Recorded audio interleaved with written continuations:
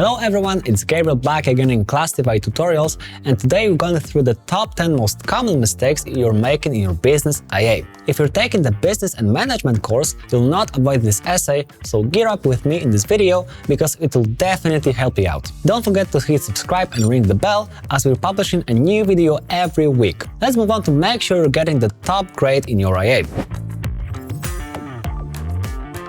The first yet very common mistake is forgetting to discuss limitations included in your research methods. This oversight can seriously undermine the credibility of your analysis, which you spend a lot of time on, so keep that in mind. So what you need to do here is to precisely state the limitations at the beginning of your methodology section. Acknowledge any biases, data limitations, or assumptions you've made during your research. Take a look at our example. You can see that in examining McDonald's collaboration with Travis Scott, it's crucial to note the limitations of financial data analysis, specifically that it cannot solely attribute sales increases to the partnership due to potential external factors like seasonal demand. Next up, we have another common mistake: skipping your summary statements at the end of particular sections, which leaves readers without a clear understanding of your findings' significance. So, how to avoid it? Pretty easy. After each major section or analysis, include a brief summary that repeats how your findings support your research question or hypothesis. Take a look at the same example. After discussing the financial impact of McDonald's and Travis Scott's collaboration, the students summarized how this particular strategy contributed to the company's quarterly sales rise, directly linking back to the students' thesis. Then you often rely too much on secondary sources, which weakens the foundation of your IA greatly. Primary sources offer invaluable first-hand insights, so it's always better to use them in the first place. Avoiding this one is easy. Just prioritize gathering primary data through, for example, analysis of the original company's documents. And to give you a proper example, you could reference McDonald's financial reports before and after the Travis Scott collaboration to provide a first-hand account of its impact on sales. This is exactly how first-hand data analysis should look like.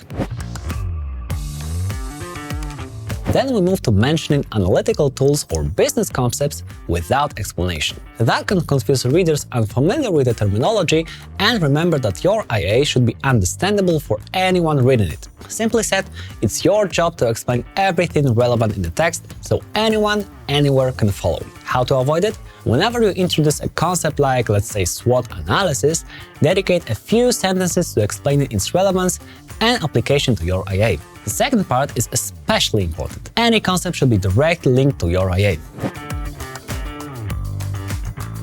We're halfway there, and there's another very common mistake we often see: concluding your IA without suggesting areas for further investigation. You simply need to acknowledge any limitations there are in your investigation and critically assess what could be improved and how. If you don't do it, you miss an opportunity to demonstrate depth and critical thinking, and therefore you miss the opportunity to get the top grade.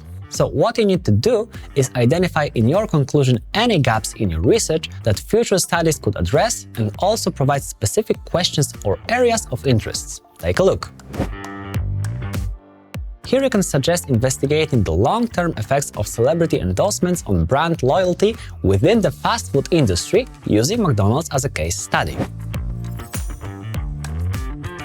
Next up, we have another mistake, which is not emphasizing critical sections of your supporting documents. This will lead to a lack of depth in your analysis and losing points eventually. Avoiding it is easy. Just highlight and discuss the relevance of specific segments of your documents that directly support your analysis or arguments. And that's it. Coming back to our model IA. What you could do is to point out and analyze specific financial data from McDonald's quarterly reports that demonstrate the sales spike during the Travis Scott meal campaign. Then we move into the most important mistake we have here, which is starting your business IA without a clear definition of the issue or problem you're investigating. This can mess up your whole IA because it leads to a scattered analysis. So if you make this mistake, you can start over your whole IA over again, as it influences every other part of your IA. So what you need to do is to clearly state the issue or problem your IA addresses right from the introduction, setting a focused direction for your research. To give you an example, as you can see, the student defined the scope of the investigation, which leads to the effectiveness of celebrity collaborations using McDonald's and Travis Scott as a specific case of interest. This is the perfect example of how to lay down the investigated problem. And now we move to our 8th mistake, which is skipping over the organizational background. This is also a common mistake which leaves out the crucial context needed to understand your analysis fully. Remember that you need to write your IA carefully so anyone ever reading it can follow your ideas. How to avoid this one? Provide a concise overview of the chosen organization's history, market position, and any relevant challenges it faces. Coming back to our example. So what you could do here is this. Offer a brief background of McDonald's, including its market position before the collaboration with Travis Scott, to frame the significance of such partnership. And the next mistake, which can mess up your whole IA, a vague or not specific enough research question. This wrecks your entire IA from the start. Remember that RQ is the backbone of your essay, so we need to be extra cautious there. To avoid it, formulate a specific, clear, and researchable question that guides your investigation and analysis. Take a look on a properly structured RQ to see what I'm talking about. This example is clear, concise, provides a focused frame for analysis, and presents precisely what this IA will be about. This is what you should be looking for.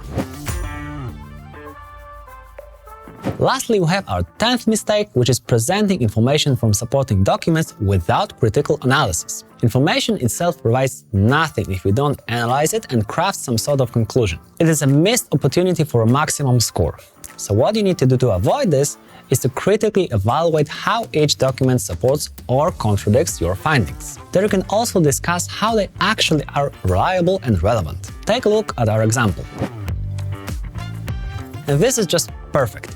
Highlighted, referring back to the analysis, evaluating how effectively these sources support the claimed impact on McDonald's sales and brand image. This is what should be done. And that's it, the blueprint to avoid common mistakes in your business IA. Remember, getting the 7 lies in paying attention to details and following each criterion's requirements. For more guidance on your IA and beyond, make sure you subscribe to the channel. Drop your questions or insights below, and until next time, guys.